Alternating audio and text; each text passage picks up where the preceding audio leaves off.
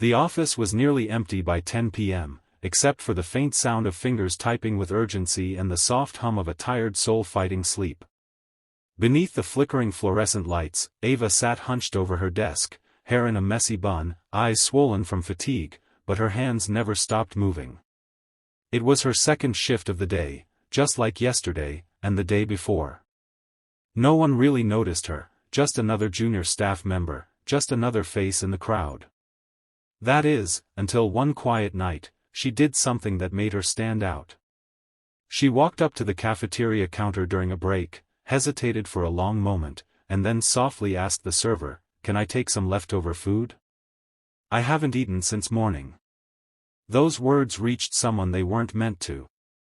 Standing at the far end, unnoticed, was none other than the company's CEO, Ryan Caldwell. Something about her trembling voice, her sunken cheeks, and the way she clutched her empty lunchbox struck a nerve deep in him. And in that very moment, something told him, he needed to know who Ava really was. Before we go any further into this emotional journey, if you believe in kindness, second chances, and the quiet power of human resilience, please like this video, comment your thoughts, share with someone who needs hope today, and subscribe to our Apple of Hope to never miss more heart-touching stories like this one. The next morning, Ryan couldn't stop thinking about her. A young woman, working in silence, running 2 shifts back-to-back for weeks. HR didn't report anything unusual. She hadn't complained. She hadn't asked for a raise.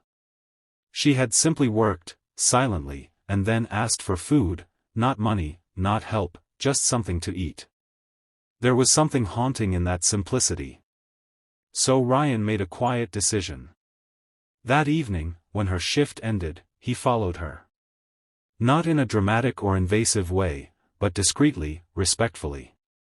He wore a hoodie, parked his luxury car around the corner, and followed her on foot as she boarded an old, rusted bus. It took nearly an hour to get to the last stop.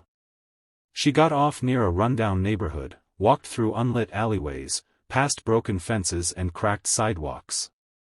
Finally, she disappeared into a dilapidated apartment building with peeling paint and broken windows.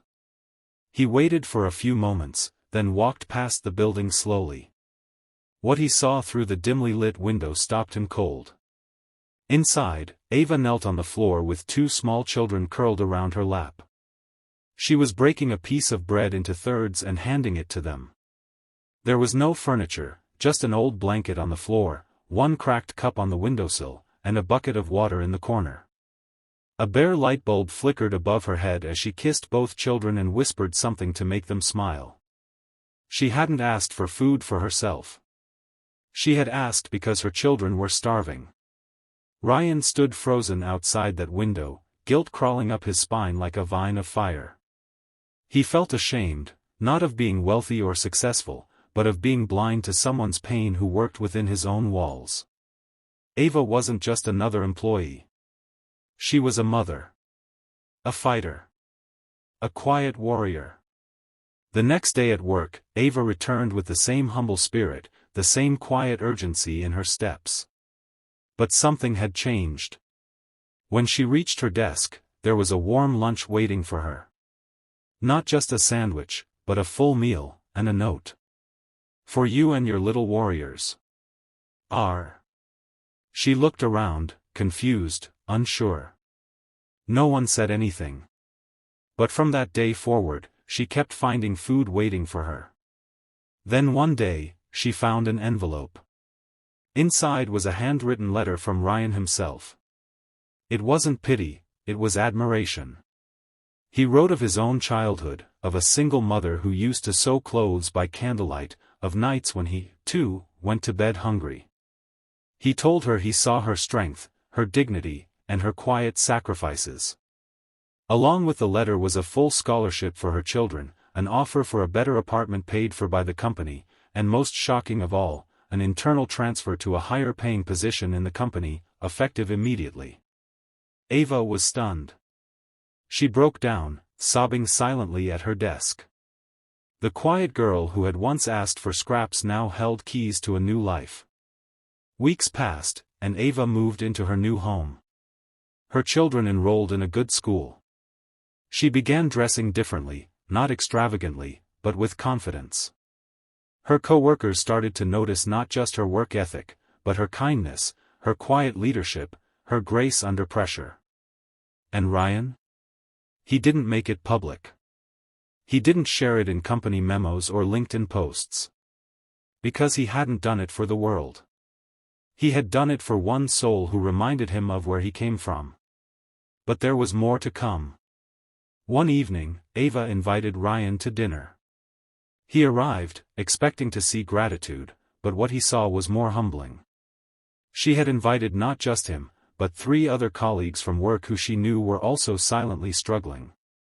That night, they all ate together on the floor, laughing, sharing stories, breaking bread not just with mouths, but with hearts wide open. That night, Ryan sat in his car afterward, overwhelmed. A woman he had nearly overlooked had taught him more about leadership than any boardroom meeting ever had. She had reminded him of the importance of seeing the unseen, hearing the unspoken, and answering the quiet cries in the silence of the night. From then on, Project Ava was launched in the company.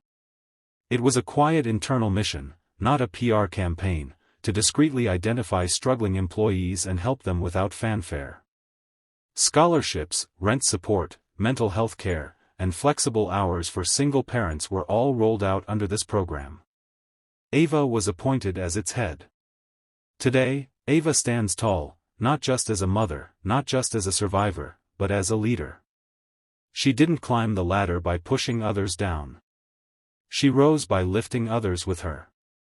And she reminded everyone that sometimes, the strongest people don't shout. They whisper. They don't demand. They endure. And their quiet resilience can change even the coldest of hearts. If this story touched your heart, please like the video, share it with someone who needs to hear it, and subscribe to our Apple of Hope for more powerful stories that restore our faith in humanity. And please,